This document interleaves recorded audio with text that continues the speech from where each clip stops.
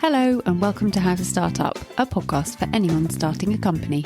This is a collection of conversations with people who have all successfully started, run and even sold their own companies, sharing not only professional but personal experiences on what we should be doing now, next or never.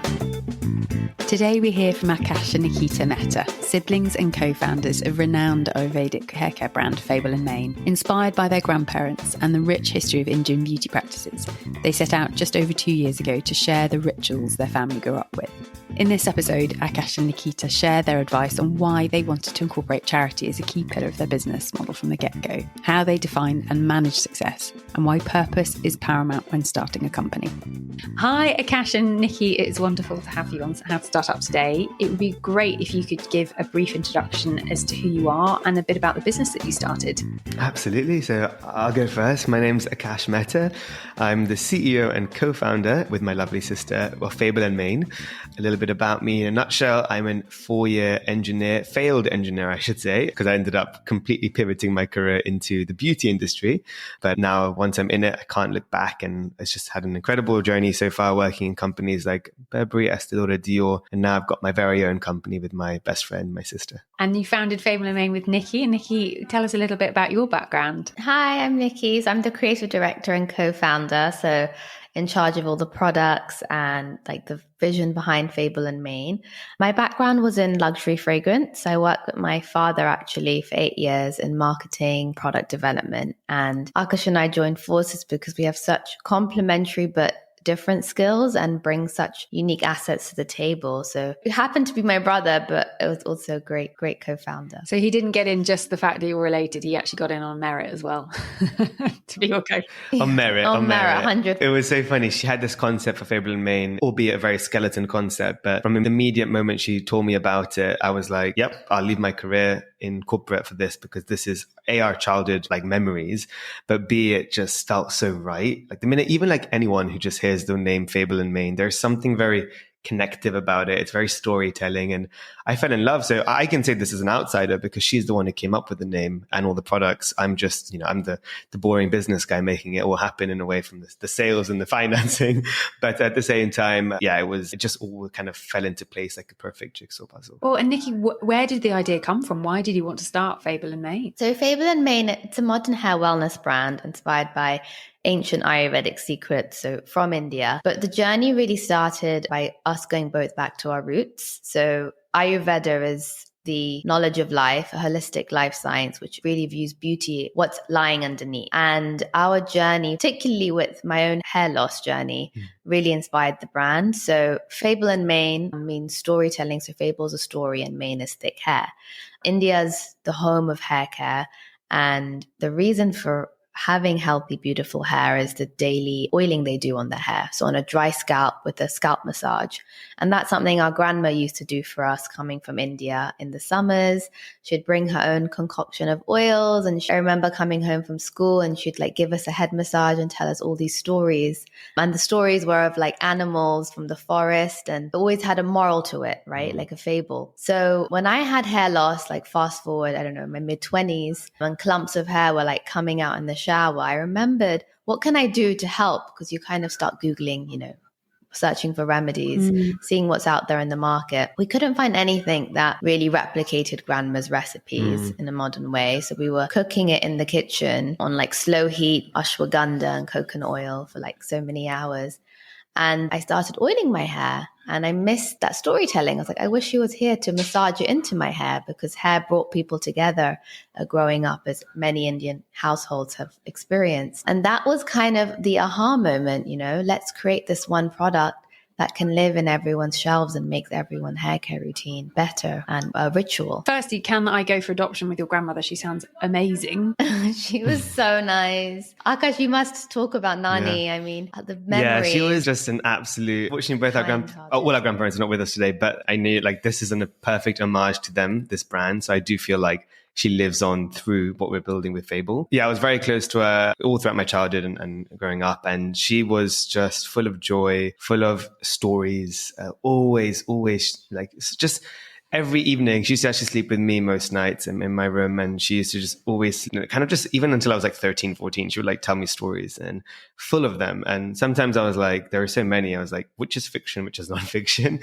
But she just was such a dreamer. And I think that's what kind of always inspired us is, yes, we have that pragmatic business approach to making a business that is meant to last, meant to have profit and P&L, but that dream element is hers. And I think that's what makes us a little bit different to most brands is we do things that are a bit unconventional and we kind of lead with our heart first in everything we do at Fable Mane. Yeah. She loved the garden too. Both my grandparents, they loved gardening and the roots and flowers, like she'd pick apples from our apple tree and then she'd make things. So I think that whole natural ingredient and going back to your roots and touching the soil stayed with us. And that's why it's a very ingredient-led brand. I was going to say, lots of people have said to me in the podcast, you need to be fixing a client's problem and go in and know what problem you're fixing for your clients and focus on that and do it really, really well.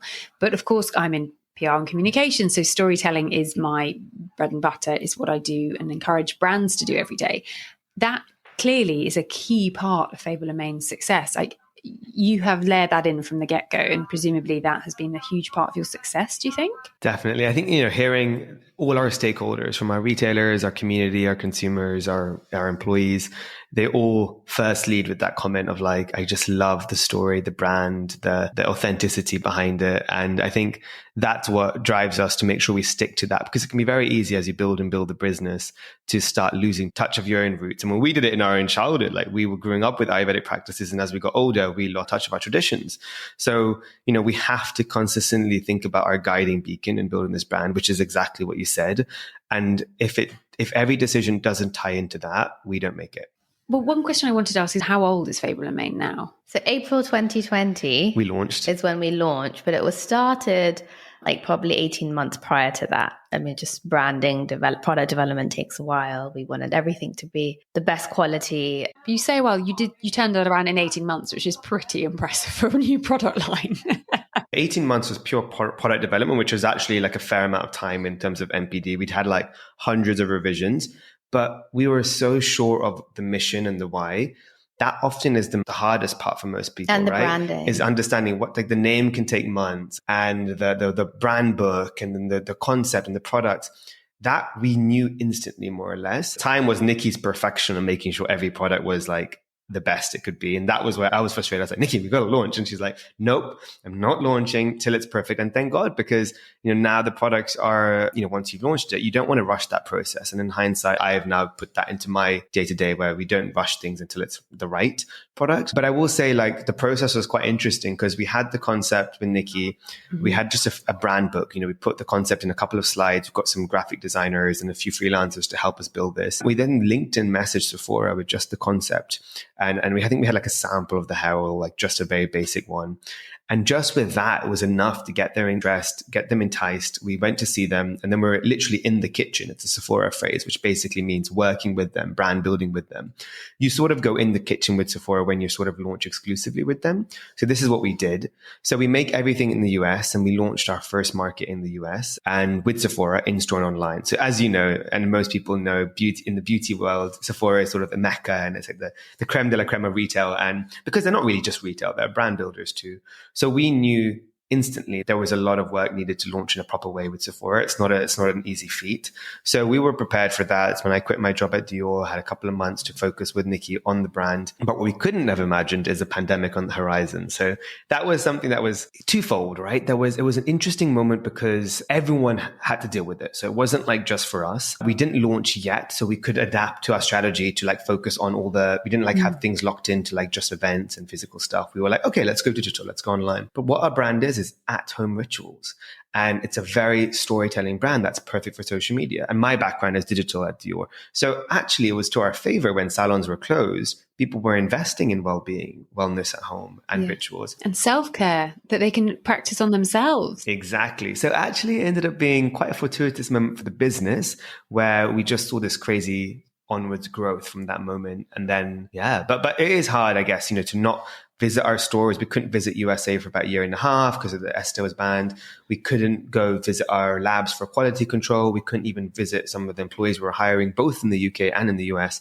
But it shows you, you can build everything from just a bit of Wi-Fi. Yeah. And everything's solvable, right? You get roadblocks in any area of the business. Everything. You have to figure it out. And I think that's, my engineering side and Nikki's creativity side is we're always open and fearless of anything that would come our way. We were like, let's problem solve it together. But knowing we have innate trust in what we do in our lifetime of basically building a relationship together, I felt very comforting knowing I wasn't alone in it. It was with my sister and vice versa. And you've got that support there. But I think that something to really flag to a new founder is that every day you're going to get roadblocks and obstacles and problems. And if you're fearful of the possibility of failing, right, you need to fix that immediately. You have to learn to embrace it. You have to embrace it and use it as an advantage. Like I look at fear and failures as like armor building. Like I get excited now by opportunities of like, okay, that wasn't good, but I'm growing from this. I'm learning from this, right? Yeah. In school, we pay to learn. Sometimes the best ways to learn is to be put in the deep end and things don't go right and go a bit different to what was planned. And I think that's a great mindset to have. And just, quickly mind trick yourself to say, I could either dwell in these issues, be in my slumps and be like, oh my God, what are we doing? Cry about it. Or you can say, let's channel future Akash, future business, and let's think about solving it. And let's think about how it can even be an advantage to us. Maybe we made a change in the business. That means that if it happens at a bigger impact later, it's less, we fixed it now. So that's like a great mindset to have. Very much at the beginning, everything you're doing for the first time, like, have you ever built a website before? Probably not. And also you can't be an expert in all things. So knowing where to go for support and to learn from other people. And that's where this podcast for me is work therapy. But I was going to say, Nikki, have you got any tips and tricks for new founders about how to embrace that challenge? I think you have to take time for yourself, like prioritize that. Otherwise, if you don't, the workload will determine that for you, and then your health will be a thing. So whatever your meditation is, for some people it's sitting in silence, for some people it could be running, whatever helps you stay present. I personally now have this thing where I'll wake up early, but if I'm very conscious of the energy that I bring into a room, and I'm responsible for that. And energy is just movement, right? It can never be destroyed, so it can only be transformed. So if I'm not feeling my 80%, I don't want to leave the house. Simple as that. If I'm not feeling at least that I can add value to a room, because that's my body language, my energy will speak before I do. I think that's really important as a leader or as a founder. So it's not just always about profit and your goals and your vision. You have to let go. So I would honestly say the best work a founder can do for the team, for your business, for your customer is to work on yourself. And that's quite challenging because there's a lot already on your shoulders, right? You're working alone. You have dreams and visions and ambitions. You're already very vulnerable. But if you do that inner work and look at yourself, it'll make you really strong and you can withstand everything. And also know that everything passes. So it's a little bit more, I guess, a spiritual answer, but I think it's where I've got to after 2 years of struggling and going around in circles, that the best change I can make is with me, not out there.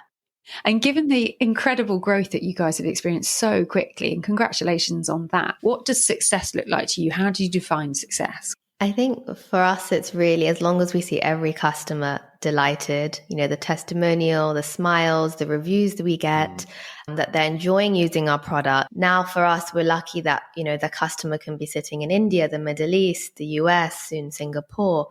It's incredible that we're growing globally because of that. But I think as long as we never lose that mission, that personal touch, because we're a family-owned business, right? So anyone who's in our company, they feel welcome and warm, and someone using our product, they're part of our family.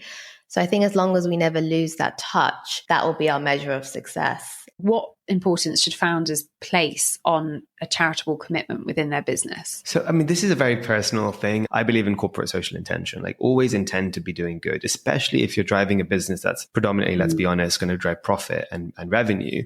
I think there needs to be some form of impact that's done into the planet, into the communities. And often there's different ways to do that, right? There is donation, there's education, there's awareness, there's a lot. And they can, in a mix of all is the best way always. But we personally were very passionate about that. We went maybe a step extra where our business plan is not to work with an existing charity, but build our own charity in tandem with building our own brand. So we're not building one company, but two companies here. We're building our own charity. Is that the Fable Fund? Exactly. It's called the Fable Fund. It's me and my sister's charity. And right now, the way we're building it, just for everyone to understand transparently, is it's self-funded from family money right now because we're building it from scratch. It's mainly working and helping wildlife conservation, big cats in general, in Africa and India to help them thrive in their own natural habitat. And of course, it not only is helping the animals itself, it's not just the big cats, it's also the ecosystem around it, plus the humans around that. So the villages, the children in school, education. There's a whole 360. And what we're doing is we're visiting India, Africa. We've been visiting recently. We went to India. We'll go to Africa end of the year. We went to Namibia just recently. And all of that is for us to understand which local organizations and local people are we working with. Can we build the infrastructure of our charity to be respected by the governments locally, to not have any money swindled out? And can we understand what is really needed first? And is the money actually hitting and making an impact? For that, I and Nikki both felt comfortable to just do it with our own money first, build our own infrastructure before we open it to the public. Because, the last thing I want to do is take money and then not know where, and they don't even know where it's going. So that's what we're doing. Try, test it, break it, make it. Exactly. So building it first. And then once we feel we've got a registered, but like a very well acclaimed, and even personally as founders of the charity, we feel confident that we know exactly what's needed, what the impact's going and how efficacious it is, we will start opening it up to public. But what we're doing for now is keeping it as a vehicle for education. So Fable Mane is connected to the Fable Fund as a way to learn about what we're doing, also learn about what's needed, but still not, there's a few things like some products donations go, but it's very, very grassroots right now. But stay tuned because it's our impact. And we want to make a big. And right now we've done about $300,000 of donations from family money. We have a goal to do about $1 million next year. So I think, once you've done $1 million and you've also seen some impact, you build the infrastructure, I think people feel also confident in that it's a registered, proper charity. And for you working so hard on Fable Mane, working so hard in business, I feel personally there has to be another cause to it. Like if I'm going to work this hard, there has to be something bigger than just. There has to be. That's the purpose. As you said before, it can get very monotonous and very same, and also less exciting to just be working on profit. After 2-3 years, okay, it's just a number and you're doing more and more, but you need to feel grounded, you need to feel like you become the beneficiary as a founder by doing good as well. So having an outlet that does that. Now, you don't have to create your own NGO. You could work with amazing existing ones, which a lot of companies do. And you see that in a lot of brands, especially beauty brands. But I definitely think it's imperative to have a cause, not only for your consumers and your community, because they love to feel that they're making an impact through consuming or learning about the product, but also for you and your team. I was going to say, you guys started it from the get-go. You're a young company, but when you have so many things to do in your day-to-day, the list just rolls and keeps rolling down, and I can feel things in my head reprioritizing. It's like they're not coming off the list, but there's things like they'll be on the list for a year until I get to it.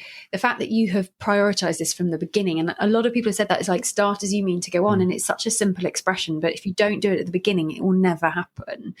Yeah, 100%. I think your purpose has to be known. It's not very obvious for everyone. In our case, it was, the tiger's our logo. It was why we created the brand. We and knew everything. From our childhood. We knew it. But I think every business today needs to have a purpose, whether you're donating or you're just helping your local community, whatever it is, it needs to have a reason for being. Otherwise, don't do business. And given you mentioned brand building and given how successfully you guys have done that, can you touch on how social media has played a massive part in that? So, our social media has basically built the foundation for us to communicate with our consumer as a global consumer, especially because we launched in the pandemic. It was hard to do in-person events, obviously, have the head massage touch. People were spending time at home. So TikTok really helped. Videos. I think social media has changed now from beautiful curated photos to real authentic content on your iPhone, and just like having our everyday ambassadors as our faces and voices. So that's really helped the narrative, the conversation for us to communicate. And also we're a brand that has fun with hair care and doesn't take ourselves so seriously. I think it's a great medium to show that. Experiment, try things, meet new people. A lot of our close friends today. We've also met through like Instagram. And one thing I will say, social media is not just selling product and selling a dream. It's also a great gateway. And this is more on the business side of me speaking, to find employees. You know, you could even do casting calls for models for your next campaign, or even like real consumers. You can also test out new product developments by doing surveys. There's so much that social media can be. I mean, what it is just a group of people you can talk to in like a couple of seconds, right? And the more you have, the better you can get more data. So it's so important to leverage it. I often talk to clients, it's a lookbook. People will go to their preferred social media platform just to sense check things, and it's sort of a bit of due diligence. But with B2B, B2C, and then B2E in terms of B2 business to employee, which is so important where there's such a talent war and you want the best people within your business, it gives them a flavour of who you are. And that's, again, I mean, by accident, our podcast has become a bit of a B2E tool and a B2C tool as well, but people can get to know us and it's socialized, and, you know, but I find it fascinating how quickly it's changed. One question our previous guest, Sheena, who founded Citizen Femme magazine, wanted to ask. I know Sheena. You know Sheena. So interesting. Really well. She's so lovely. Well, her question for our next guests, which were you guys, were, what is your best and your worst habit as a founder? I'll go first. My best and my worst habit is the same habit, which is I work a lot. So it's best because it helps the business a lot. It gets things done a lot more. But the worst is sometimes it can also be bad for the business because I can not sleep and I can email a lot. And then I can also get tired and affect my personal life. So it's because it's my best and worst, I'm very bad at changing it. But I'm also like, now is a time. And it's because it comes from a place of passion. I don't do it to make more business, more revenue. It's more because I just love it. Someone said this, like, I'm not self-employed, I'm employed just by a company that I happen to start. And that was really helpful for me to separate. It's like there's a company that's bigger than me that I might have happened to start a few years ago, but I'm now working for that company and it's much bigger than just me. So that's helped me pull back a bit. But Nikki, how about you? What's your best and worst? It's funny. My worst habits now become my best habit because now I know when to switch off. Like she switches off and I switch off. No emails on my phone. My phone is off. It's in another room by like 8 p.m. I say no. I know my boundaries. I say no now more than I say yes. My communication, I think, is improving. I'm a bit of a perfectionist, but I'm learning to let go. If you just learned to say no and you do it more and more, is it just practice? You just got to rip the Band-Aid off and go, thank you, but no. Because I know when you're starting, it's very hard. I feel like if I'm not going to add value, or if I'm not learning or growing, I've got so much to do. How can I say yes and please everyone on my list? I have to focus on what's the most important, and that's taking time for myself. It's going back to what I said at the beginning. You have a certain amount of energy in the day, right? Yeah. It's up to you how you choose to use it and invest it. And you'll never get that energy back. So you have to be very mindful of where you're putting it. I think I definitely learned the hard way that I do need sleep, I do need to eat, I do need to exercise, and there's time that I need to spend on that. And there's only so many hours in the day, which is can there not be more? But no, apparently not. So is there a question you'd like to ask our next guest? My question would be, if you agree, Nikki, is what is a failure in the past has actually been a blessing today? And mine would be, what sparks joy in your life? And any last golden nugget pieces of advice for someone who's thinking about starting a company that you'd like to share? Just do it. I cannot stress enough. You'll never be ready till you make the first step. And don't have fear in knowing that if you make a first step and you realize you're not really passionate about it anymore, or you spend a bit of money on it, or you wasted some people's time, it's okay at that point to be like, tap out. I tried, it's not going, I'll pivot, but don't let that fear stopping you from starting. Brilliant. And Nikki? Mine would be, don't always listen to the voices in your head, because half of them are not always true. Sometimes you can be a bit hard on yourself. So just accept, and then you'll realize there's no real problem if you think about it in the grand scheme. This is very true. Thank you so much. Oh my goodness, I'm going to listen back to this like 100 times to get it all to sink in. But it's so useful. Thank you. So lovely to have you both on the podcast. Thank you, Thank Juliet. you so much for having us and for making such a safe space for a conversation. We loved it. Thank you. Thank you for listening to How to Start Up. I hope these conversations offer you some confidence, encouragement, and reassurance that you're on the right track. If you enjoy this podcast, I'd be so appreciative if you were to rate, review, and subscribe, as it will really help other people starting a company discover it.